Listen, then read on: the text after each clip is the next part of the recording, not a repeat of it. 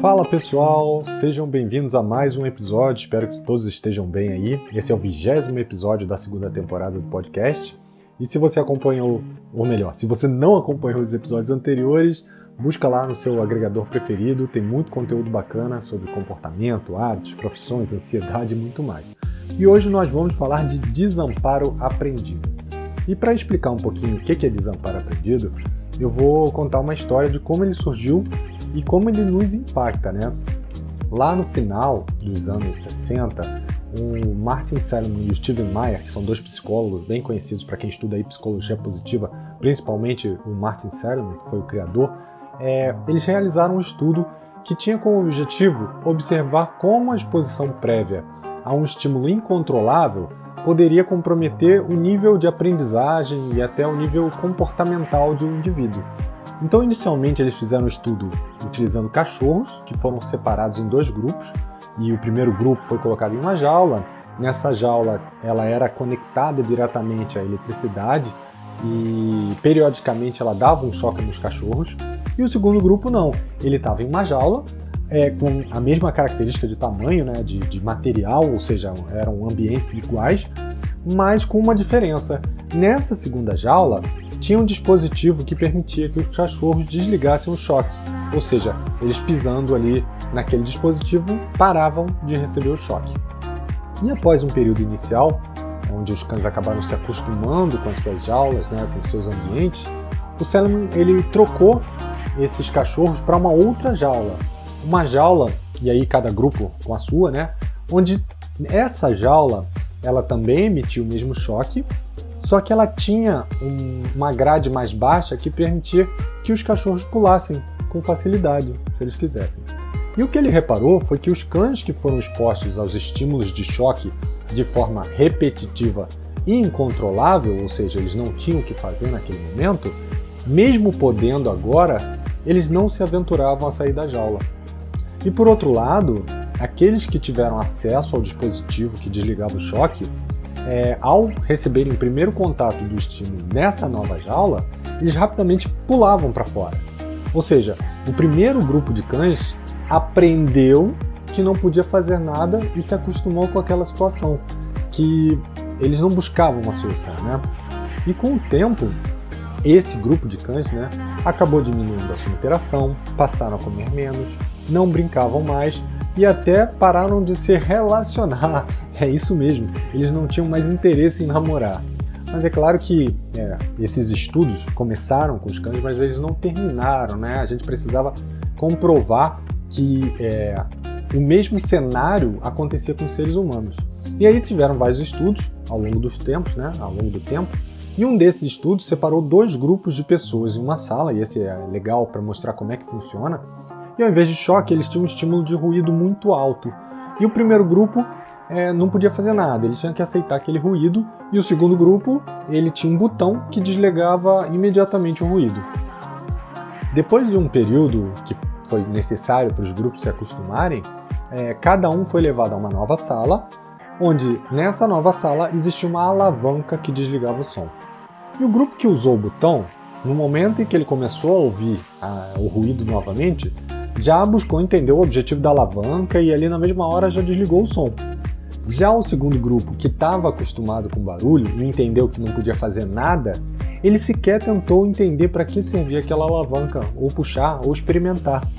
Então, o que cada experimento desse traz aí de informação é que cada estímulo aversivo, ou seja, algo que traz algum desprazer, uma repulsa, uma angústia, uma raiva, é suficiente para que, com o tempo, né, e repetição, a gente se acostume com a situação e até considere que ela é imutável, como se não valesse a pena tentar, como se o desânimo e a resignação passasse a ser algo natural da gente, fosse a única alternativa. E daí surgiu esse termo, né, o desamparo aprendido, que se refere ao comportamento que acontece quando uma pessoa, ou um cachorro, né, carrega consigo estímulos repetitivos que geram sofrimento ou dificuldade, angústia, tornando eles difícil de se evitar. E com essa frequência de estímulos, o próprio corpo, na maioria das vezes, não consegue suportar ou superar e pode ocasionar muitos problemas inclusive psicológicos. E o que acontece? A gente começa a se sentir indefeso, a fomentar estímulos negativos, pensamentos negativos, com aquela sensação forte de desânimo e de desistência. Em alguns casos, inclusive, apontam para depressão e ansiedade como uma causa e efeito desse cenário.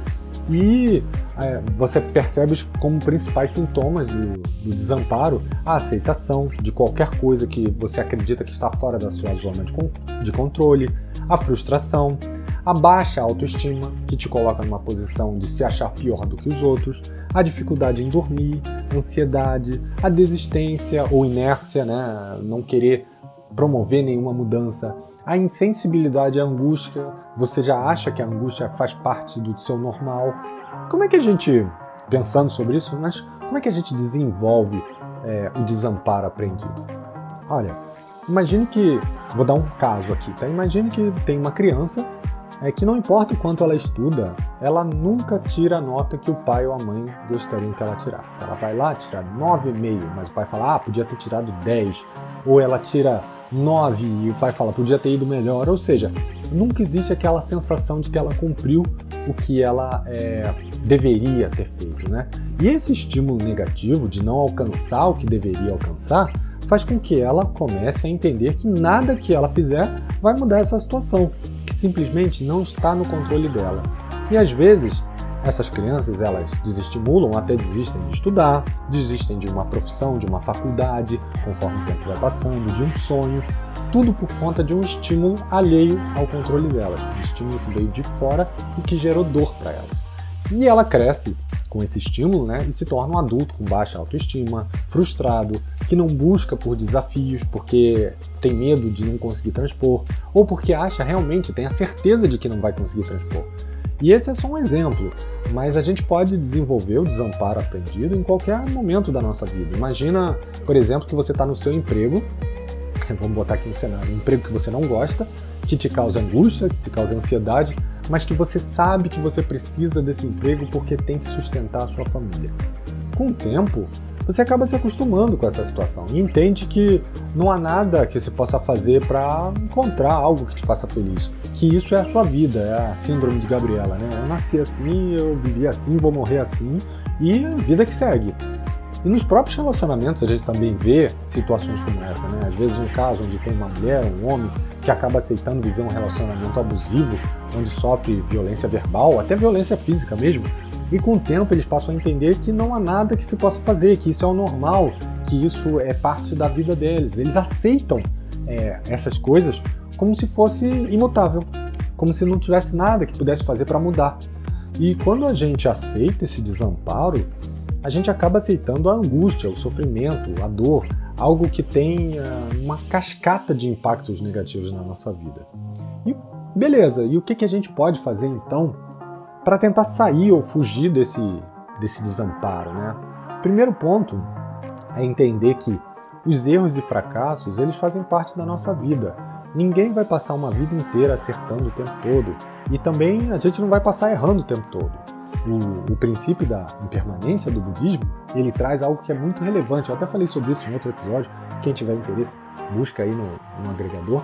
Ele fala sobre a consciência de que tudo vai mudar o tempo todo. Nada é permanente. Nem a alegria, nem a dor. Então a gente pode errar hoje, mas vai aprender e vai evoluir com esses erros. E é exatamente isso que a gente tem que fazer. Aprender com os erros, entender que eles não são o que te definem, e sim as atitudes perante os erros que definem, sim, os seus comportamentos, os seus hábitos e como você vai lidar daqui para frente. E além disso, não se preocupar tanto com aquilo que está fora do seu controle, e sim com aquilo que está no seu controle, seus atos, suas atitudes, seus hábitos, deixar que os seus comportamentos sejam moldados por algo que você pode mudar, e não por algo que você não tem controle.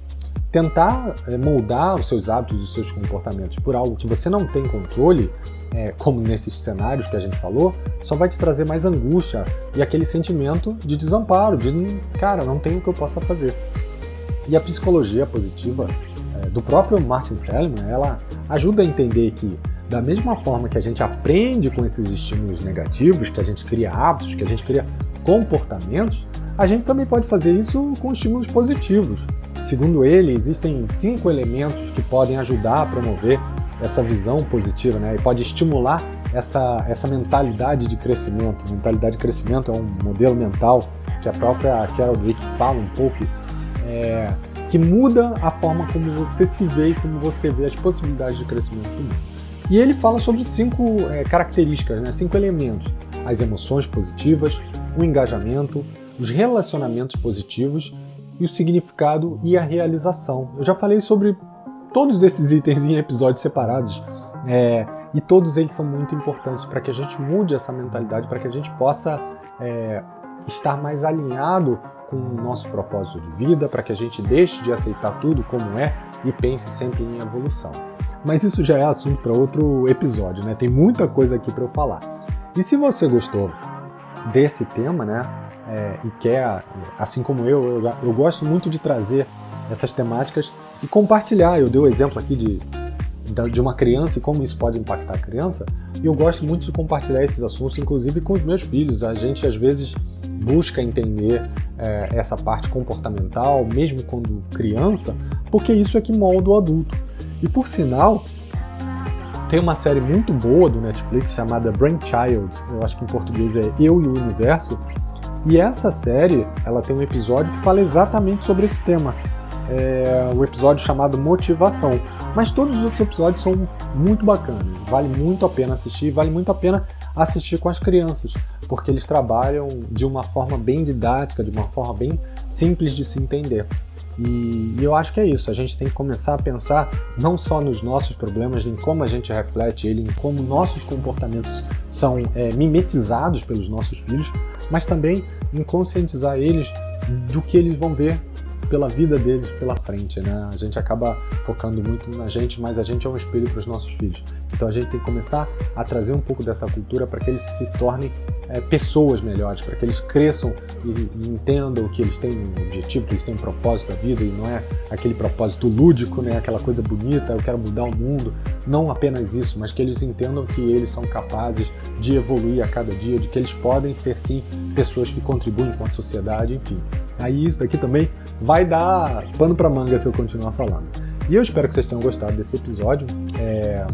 Eu, novamente, não estou lançando na segunda, mas o importante é manter essa cadência semanal. Se vocês tiverem qualquer outro tema que vocês achem interessante, fique à vontade de mandar para o meu e-mail, é bruno@brunobr.com.br. E no mais, uma ótima semana para vocês. Um abraço e até semana que vem. Tchau, tchau.